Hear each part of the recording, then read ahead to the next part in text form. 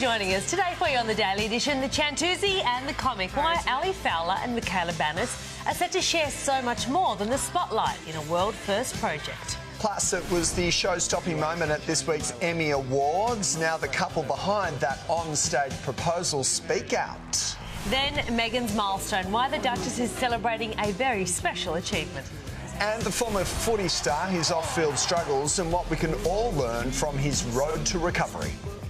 But let's begin with a wrap-up of today's news headlines with Ryan. Sally, Tom, good to be with you both. Good afternoon, everyone. A police operation is underway in Sydney's west after a man was shot with a pellet gun. Police were called to reports of a shooting around Wayland around 11 this morning. They found a 32-year-old man with wounds to his hand and leg. He's in a stable condition in hospital. Shortly afterwards, a standoff began at nearby Shelby. The two incidents are believed to be linked. A Tasmanian tourist is fighting for life after being attacked by a shark in the Whitsundays. The woman was swimming off a charter yacht at Sawmill Bay off Whitsunday Island when she was mauled. She was flown to hospital where she remains in a critical condition. Amelia Adams reports.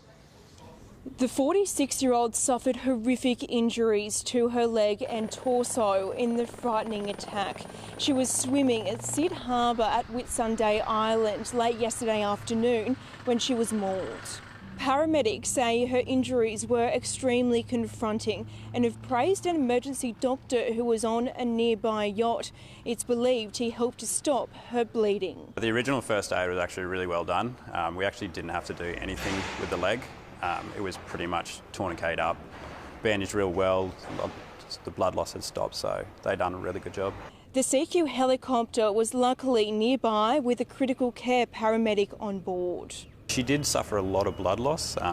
There was quite a lot of blood around the boat. So if we weren't around in the area, by the time she got back to the mainland, and then she still would have been helicoptered out of there, she probably wouldn't have made it with the amount of blood that she already lost. The rescue crew winched her and took her to Mackay Base Hospital, where she remains in a critical condition. Amelia Adam there with that report. And there have been reports of a second shark attack in the Whitsundays. This is news just coming to hand. It is in the same area, and we'll keep you updated with this as it comes to hand throughout 7 News, throughout the Daily Edition and also this afternoon and this evening. Coles has now joined Woolworths in temporarily increasing the price of milk to raise money for Aussie farmers affected by the drought. Coles followed suit just hours after its competitor increased the price of 3-litre store brand milk by 30 cents. The extra charge will be paid to suppliers who will pass it on to those in need. The price bump will bring the cost of 3 litres of milk to $3.30 at both supermarkets. A no-confidence motion against Home Affairs Minister Peter Dutton has failed by just one vote. Greens MP Adam Brandt moved the motion after a Labor-dominated committee found Mr Dutton had misled Parliament over the au pair scandal. Labor supported the motion, but the vote went along party lines. Mr Dutton maintains he's done nothing wrong and says the vote was a political stunt.